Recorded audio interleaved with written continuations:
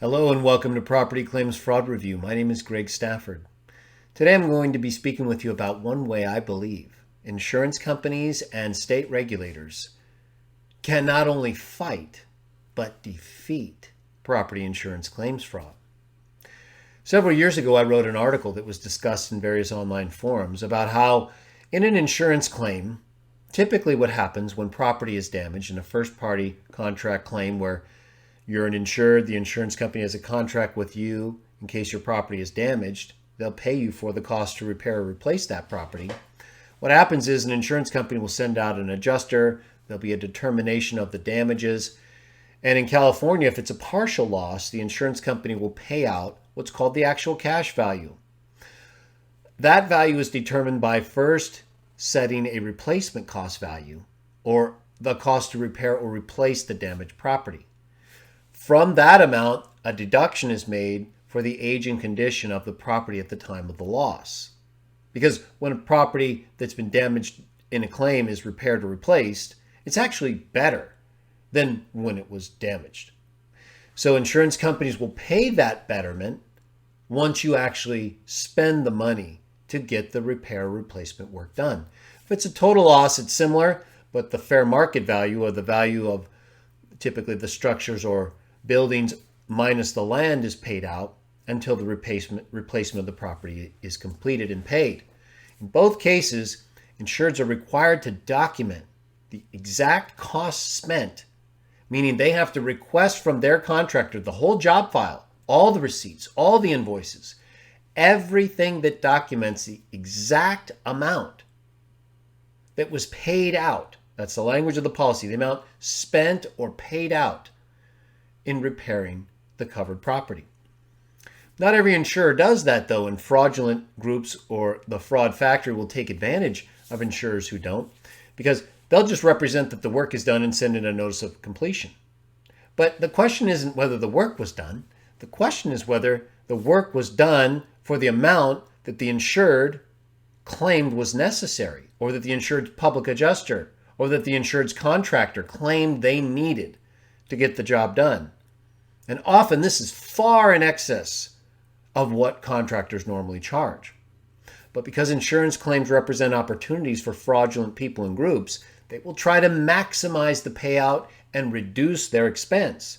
So they'll get the work done for as cheap as possible. And since contractors are usually involved in the fraud with the insured and the public adjuster, it's not that hard to control the cost of the work. They're the contractor. So they just represent that the costs are more. And at times they'll even fabricate construction documents, most often the contract itself, to represent a cost and a payment schedule that's different from what actually happens. Or if that's what the contractor ends up getting paid, if it's part of fraud factory, for example, then they have to pay off the public adjuster, possibly the insured, in addition to doing the repairs, pay off any criminal groups that have allowed fraud factory to operate in their area. And there may be an attorney involved. There usually is, of course, if they're going to pursue a fraudulent bad faith case, which is always a potential when fraud factory shows up, because they're there to manufacture the claim and milk it for all it's worth, to take every single cent they can from the insurance company.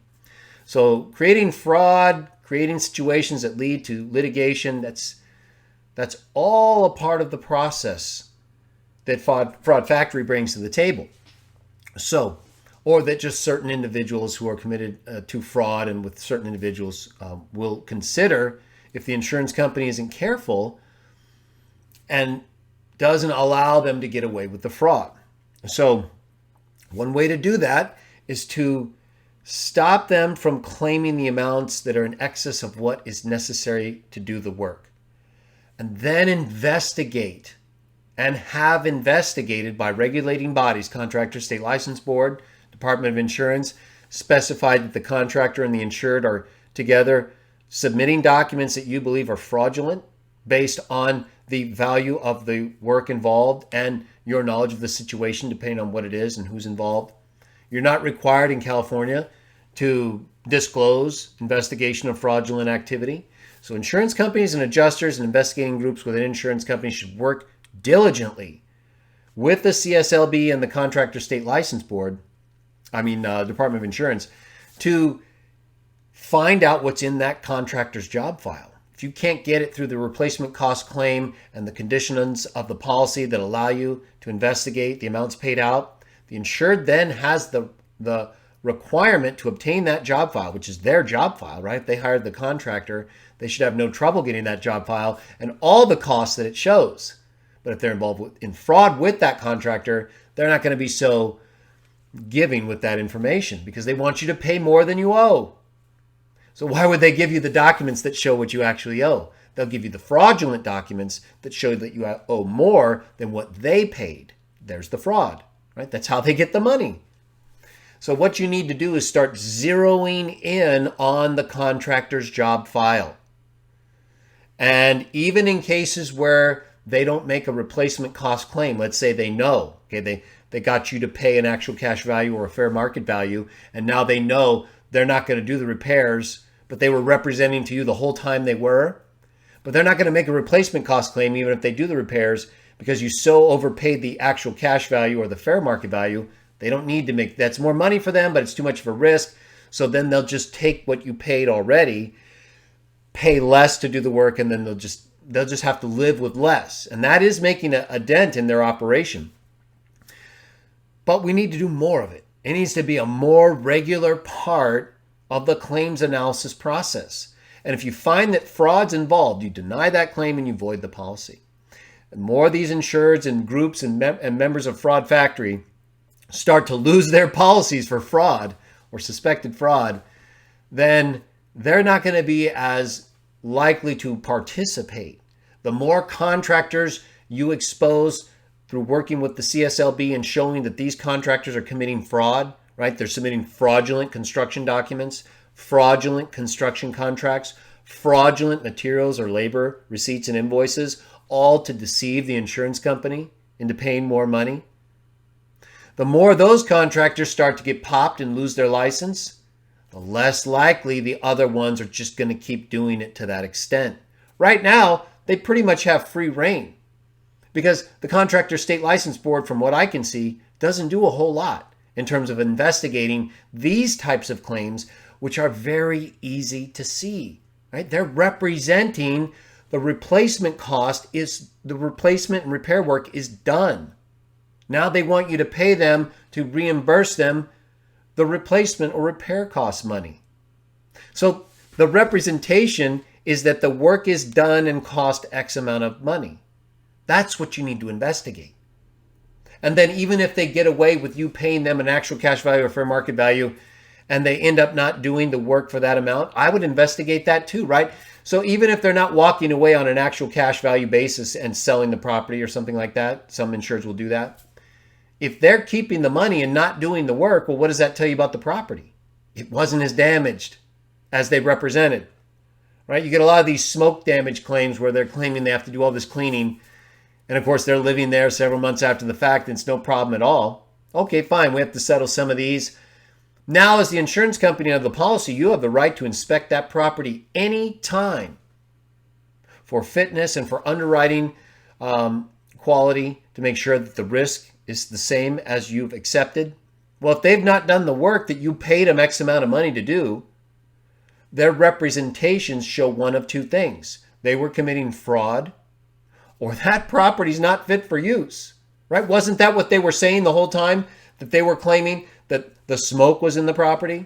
I'm using smoke claim as an example. Okay, fine. So you go out there, it doesn't seem that bad, you pay the claim. They don't make any other claim because most of that is just cleaning money. There's not a whole lot of depreciation. You should still go back and inspect that property and say, we're coming under the property to inspect the quality of this property post-loss to determine our underwriting risk. Show us that you did the repairs. We want to make sure that this is a place that is not going to be an increased risk because you failed or refused to do the work you were telling us you had to do just a few weeks or months ago in order to continue living here. Show us you did that work. Show us what you paid so we know that all the work was done. Every single claim, whether you pay essentially the full replacement cost up front or whether you hold back, especially if you hold back any amount that later has to be paid once the work is done.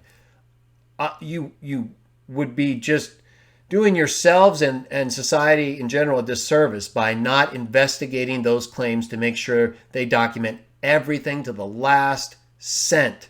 You will be encouraging fraud if you don't do that. And on claims where you're not really holding back any amount or very little amount, I would still go back whether they claim replacement cost benefits or not. At some time after the claim and after they should have done the work and after you've paid it, find out, were they telling you the truth or not? Did they do the work they said was so essential? If not, why not? And if now they're totally different, didn't do the work, and were insistent before and you paid all that money, why would you renew that policy? They're lying to you. They used you to pay them more than they paid you for nothing. It's fraud. So let them go find another company to take advantage of. You should stop that policy immediately once you find out your risk is increased because they were lying to you and misrepresenting that all this work was needed. So either way, whether you have a claim that you're withholding an amount as replacement cost value to make sure the work is done, or whether you paid essentially the replacement cost up front, you need to get that job file from the contractor that they claim and that it self-claimed said the job would be so much. And if they're lying to you and there's a replacement cost amount withheld, do not pay that amount and void the policy. And if they're lying to you and you've essentially paid all that you would have paid, now your risk is increased. Why would you keep insuring that policyholder? Why would you keep insuring that property that was not even cleaned or repaired the way they insisted it had to be so that you did pay it? So these are ways that you can absolutely defeat insurance fraud, both while it's happening in terms of a replacement cost claim that's being made and after it's happened, by showing insureds you're not there to provide coverage to people who are going to misrepresent to you facts that are material to the claim and to the settlement of claims. And when it comes to the condition of the property, or when it comes to the cost to repair or replace the property. If you do that and you make it clear to insureds that you're not going to tolerate fraud in these ways and you're going to inspect the property whether you have a replacement cost holdback or not, you watch. I guarantee you will see a drop. If you pursue contractors who are helping push this fraud by setting up claims as part of Fraud Factory, or by submitting fraudulent replacement cost documents or contracts, or by using cheaper labor than they're being paid to use for the repair or replacement of the property, you start investigating them more. You start adding pressure to the Contractor State License Board to go after those contractors more, and the Department of Insurance to go after the false, corrupt public adjusters who are part of this fraud factory operation. You will start to see the numbers drop, the fraud numbers drop, the false claim numbers drop. And then you'll have more money to pay legitimate claims to your insureds who aren't lying to you.